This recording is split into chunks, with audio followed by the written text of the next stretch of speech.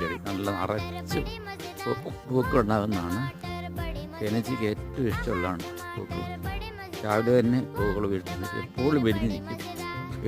ഏത് കാലാവസ്ഥ തേനീച്ച നന്നായിട്ട് ആഹാരം എടുക്കുന്നതാണ്. അതായത് പൂമ്പൊടിയും തേനും എടുക്കുന്നതാണ് ഈ ചെടി.